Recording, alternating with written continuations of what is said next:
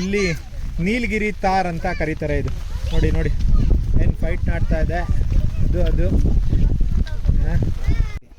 Okay, ಇಲ್ಲಿ ಸುಮಾರು 19th ಸೆಂಚುರಿಯಿಂದ ಎಸ್ಟೇಟ್ಗಳು ಮತ್ತು ಇಲ್ಲಿನ ಕಾಡುಗಳ ಸರ್ವನಾಶ ಎಲ್ಲ ಮಾಡೋದ್ರಿಂದ ಇವುಗಳ ಆವಾಸ ಸ್ಥಾನಗಳಿಗೆ ಪೆಟ್ಟು ಬಿದ್ದಿದೆ. ಇವುಗಳ ಆವಾಸ ಸ್ಥಾನಕ್ಕೆ ಪೆಟ್ಟು ಬಿದ್ದಿದ್ದರಿಂದ ನೋಡಿ ಅಲ್ಲಿ ಆರ್ಚು ನೋಡಿ, ಆವಾಸ ಸ್ಥಾನಕ್ಕೆ ಪೆಟ್ಟು ಬಿದ್ದಿದ್ದರಿಂದ ಇವುಗಳ ಸಂತತಿ ಈಗಾಗಲೇ ತುಂಬ ಅಳಿವಿನಂಚಿನಲ್ಲಿದೆ. ಈಗ ಇದು ತುಂಬ ಎಂಡೇಂಜರಸ್ ಆದಂಥ ಸ್ಪೀಸೀಸ್, ಕೇವಲ ಒಂದು 750 ಇದೆ.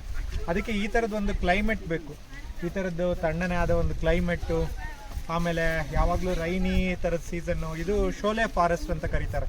ಈ ಥರದ್ದು ಫಾರೆಸ್ಟ್ಗಳಲ್ಲಿ, ಶೋಲೆ ಫಾರೆಸ್ಟಲ್ಲಿ ಯಾವಾಗಲೂ ವಾಟ್ರನ್ನು ರೀಸೈಕಲ್ ಮಾಡುವಂಥ, ವಾಟ್ರು ಇದನ್ನು ಮಾಡುವಂಥದ್ದು ಮತ್ತು ವಾಟ್ರನ್ನ ಹಿಡಿದಿಟ್ಕೊಳ್ಳುವಂಥ, ಮತ್ತು ತಿಕ್ಕಾದ ದೊಡ್ಡ ಕಾಡುಗಳಿರುತ್ತೆ, ಗ್ರಾಸ್ ಲ್ಯಾಂಡ್ಸ್ ಇರುತ್ತೆ, ಜೊತೆಗೆ ಚಿಕ್ಕ ಚಿಕ್ಕ ಪೊದೆಯಂಥ ಕಾಡುಗಳಿರುತ್ತೆ. ಹಾಗಾಗಿ ಇವೆಲ್ಲದರಿಂದ ಈ ಥರದ ತಳಿ ಉಳಿಯೋದಕ್ಕೆ ಸಾಧ್ಯ ಆಗುತ್ತೆ.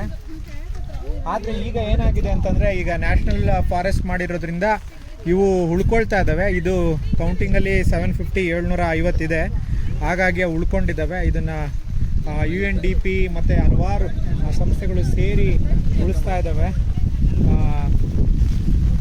ಈ ಥರದ್ದು ಫಾರೆಸ್ಟ್ಗಳಲ್ಲಿ ಸುಮಾರು ಹಿಮಾಲಯ ಮತ್ತು ಅರಬಿಕ್ ತಾರ್, ಆಮೇಲೆ ನೀವು ಇಸ್ರೇಲಲ್ಲಿ ನೋಡ್ಬೋದು ಈ ಥರದ್ದು ಪ್ರಾಣಿಗಳು. ಇದು ಕಲ್ಲು ಮತ್ತು ಬೆಟ್ಟ ಗುಡ್ಡಗಳಲ್ಲಿ ಇರುವಂಥ ತಾರು.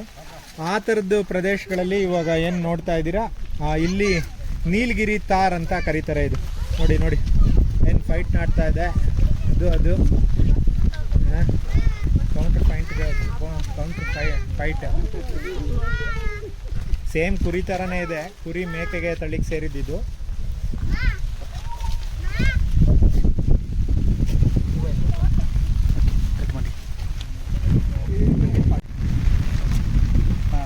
ಈ ಒಳಗೆ ಎದುರು ಕೋಟೆ ಆಗಿಯಾ